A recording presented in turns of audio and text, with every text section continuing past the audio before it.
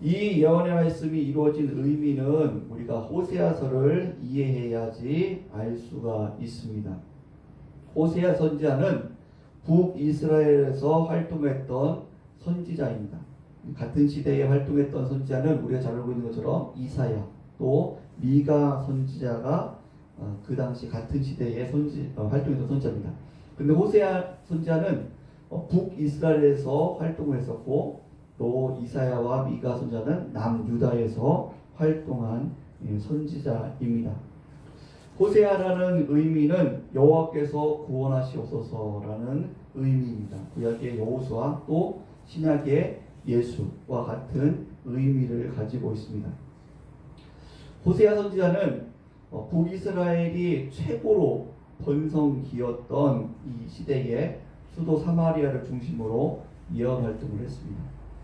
북이스라엘은 외적으로 화려하고 풍요로웠지만 또 그곳에는 지도자들이 도덕적으로 타락을 했었고 또 가난하고 소외된 자들을 무시하고 그들에게 엄청난 그런 이자를 받으면서 그들을 괴롭게 했던 또 백성들도 있었습니다. 그리고 우상 숭배와 불신앙으로 백성들이 많이 타락했던 또 시대입니다. 그래서 호세아 선지자는 그들을 향해서 하나님의 말씀을 선포하면서 그들이 하나님 앞에 돌아오도록 그렇게 회개를 선포하고 또 하나님께서 너희를 회개치 않으면은 심판하실 것이다. 그러나 하나님께서 끝까지 너희를 사랑할 것이다. 이렇게 하나님의 심판과 또 사랑을 선언했던 그러한 선지자가 바로 호세아 선지자입니다.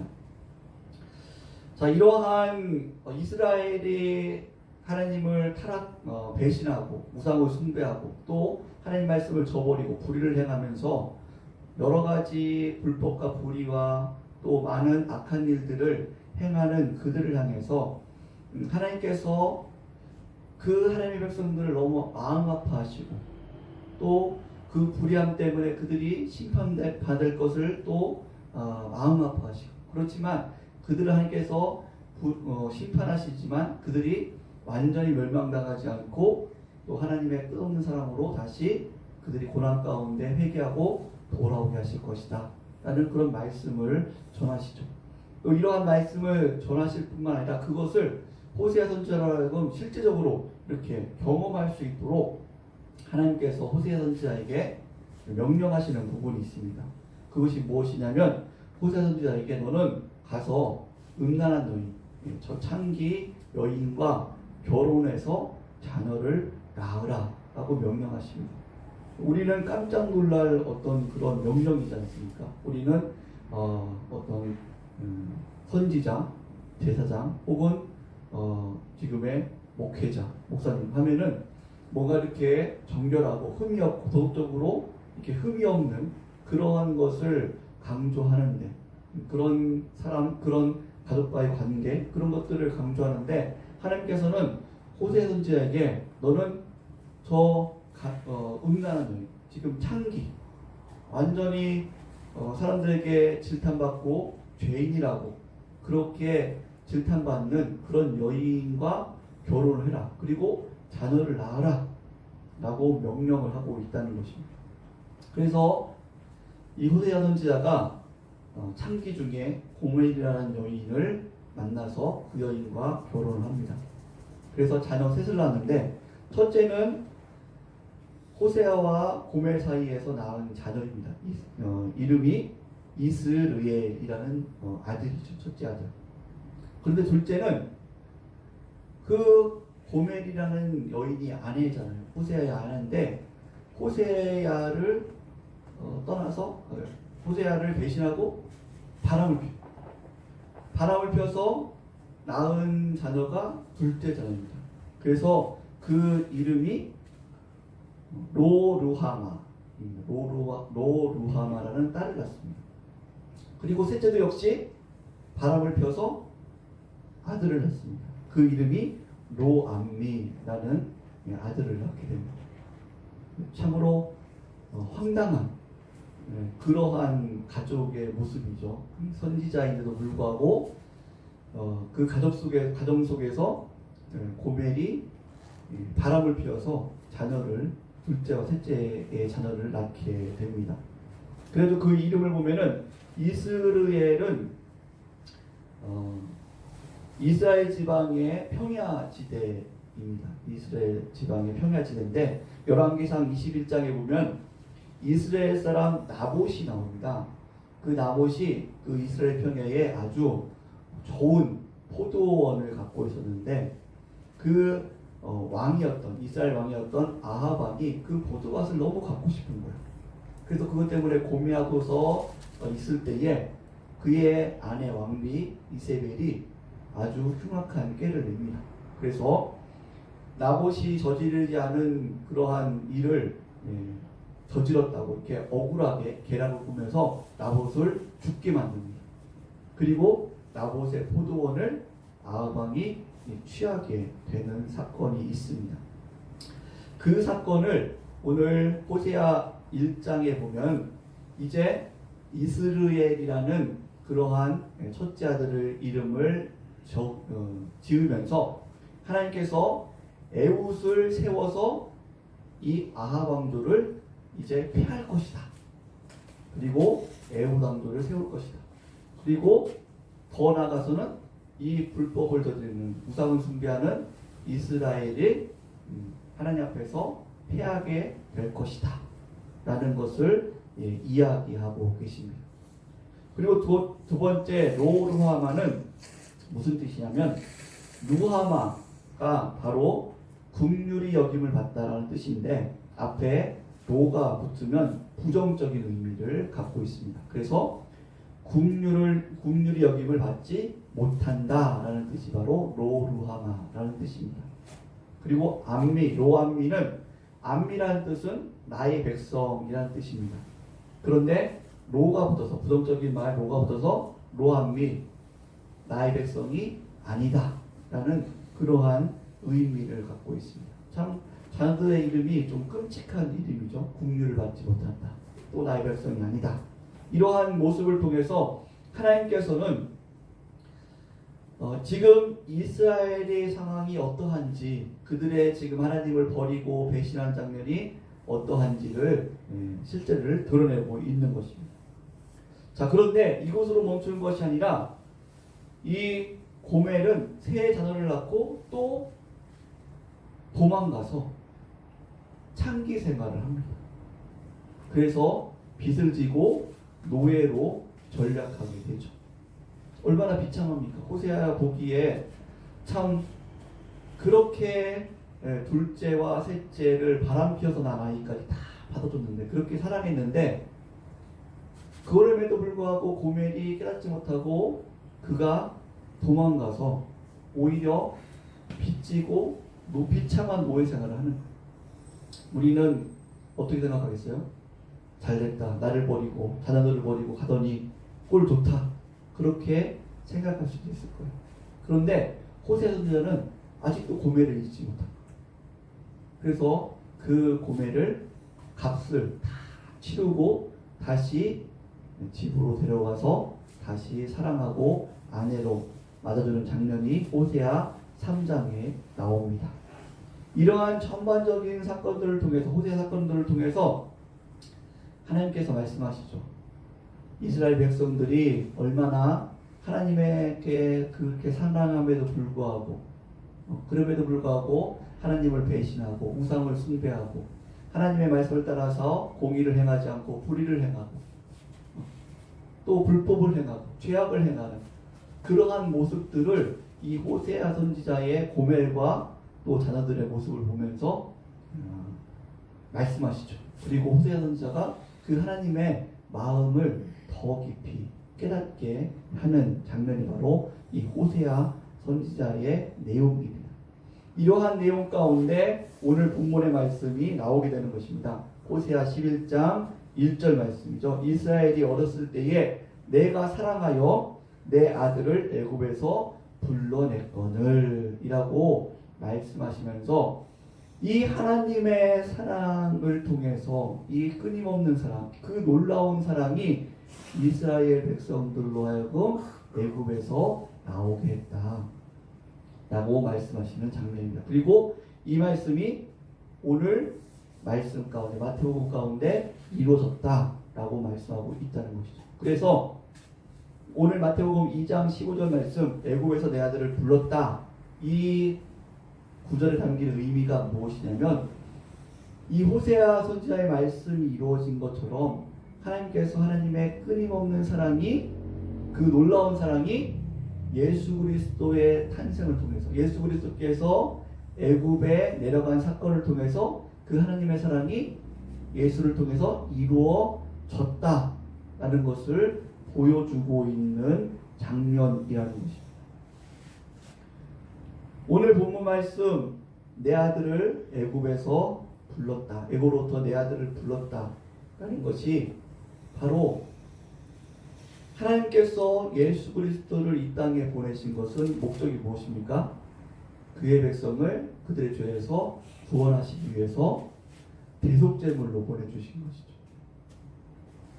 이것은 그것에 무엇이 담겼다면 하나님께서 그의 자녀들을 포기할 수 없는 그 끊임없는 사랑이 담겨있다라는 것을 의미하고 있다는 것입니다.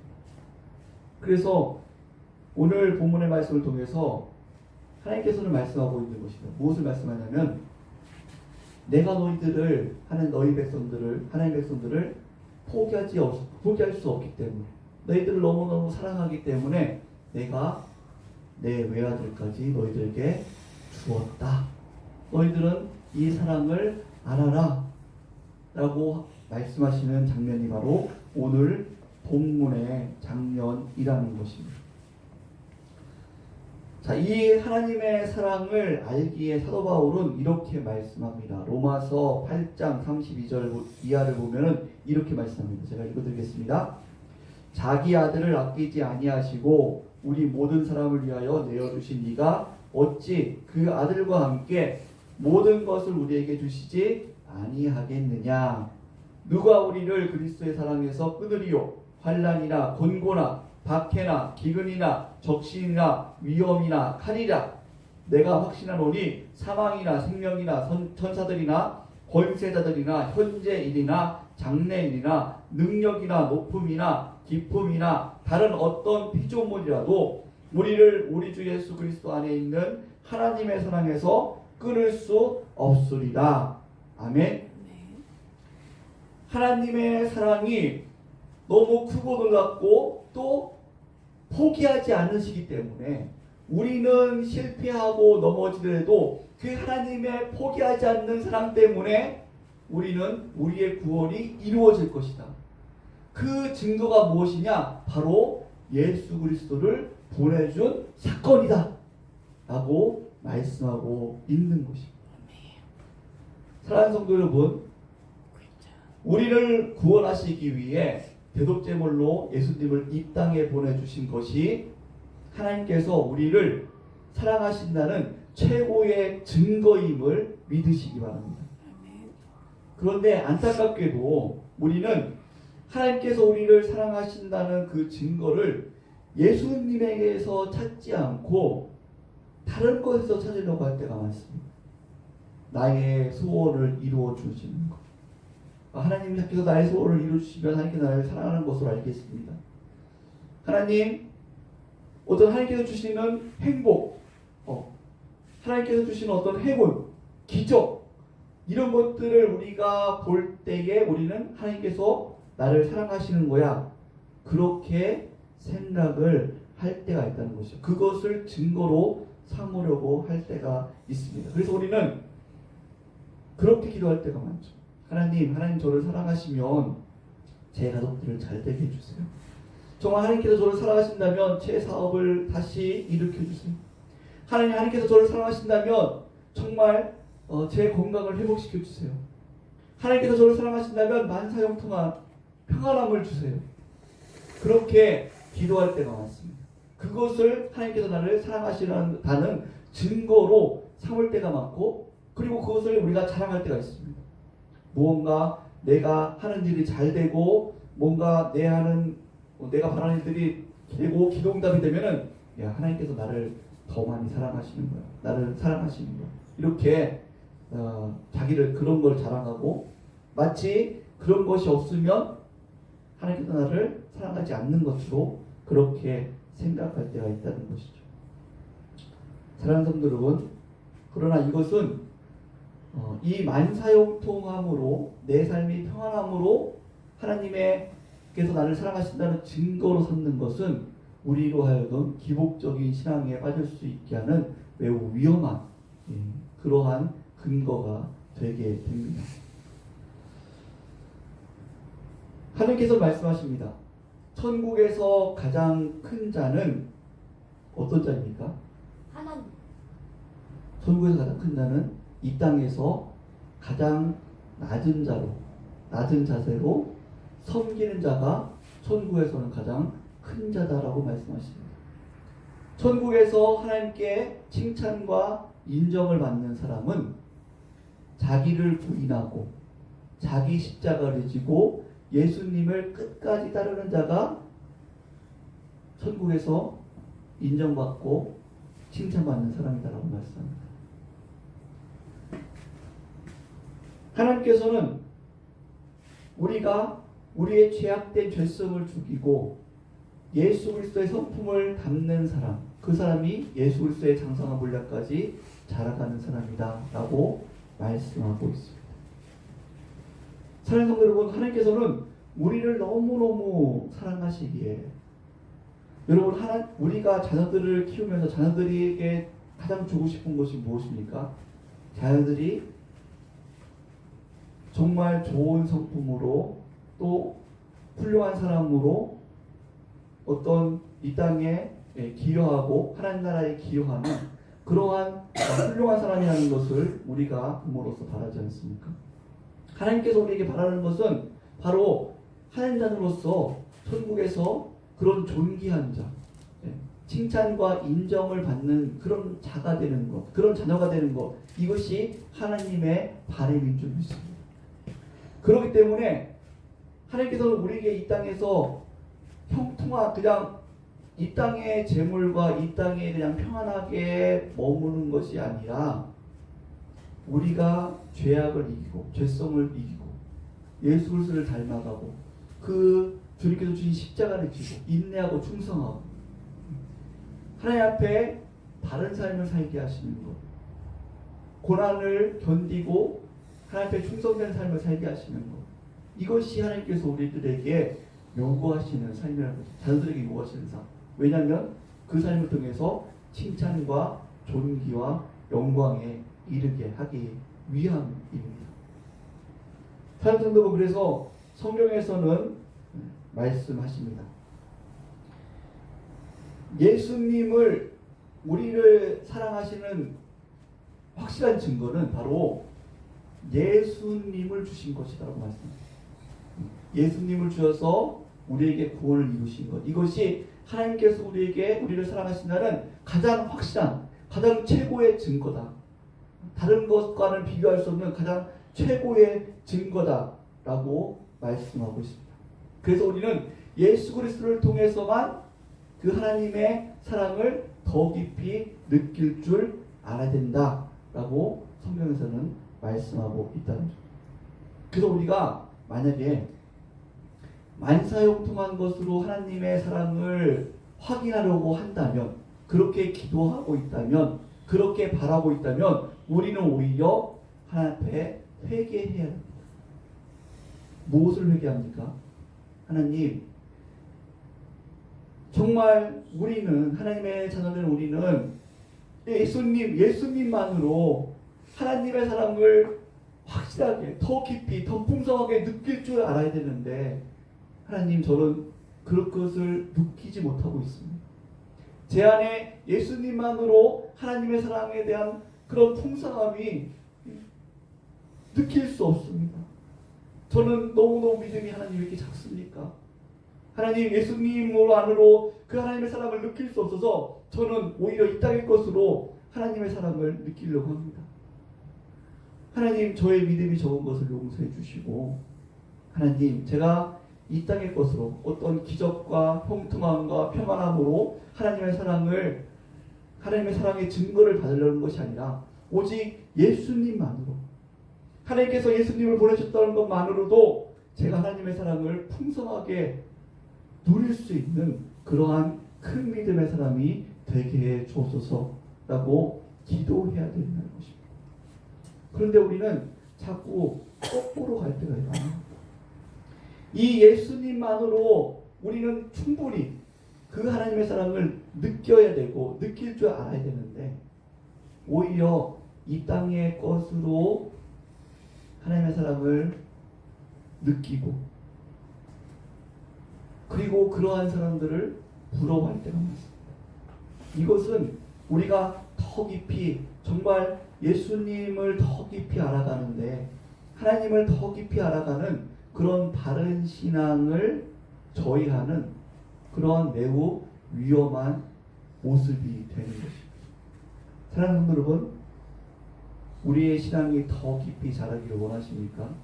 그러면 우리는 하나님이 우리를 사랑하신다는 증거, 그 기쁨을 예수님만으로 느끼게 될 줄 믿습니다. 이 땅의 어떤 기도응답이나 이 땅의 어떤 기적이나 이 땅의 어떤 이로움이나 이 땅의 어떤 요소가 아니라 예수님만, 하나님 예수님만으로 제가 하나님께서 사랑하신다는 것을 압니다. 그 사랑을 알기에 하나님, 제가 제 모든 삶을 드려 하나님의 그 사랑 가운데 살아가고 그 하나님의 은혜 가운데 하나님의 나라를 위해서 살아가기를 원합니다. 이렇게 우리의 삶이 예수님 한 분으로 기뻐하고 즐거워하고 또 예수님 한 분만으로 우리의 삶을 하나님 앞에 드릴 수 있는 그러한 신앙의 모습, 그러한 바른 신앙의, 참된 신앙의 모습이 되기를 예수님의 이름으로 축복합니다. 기도하시겠습니다.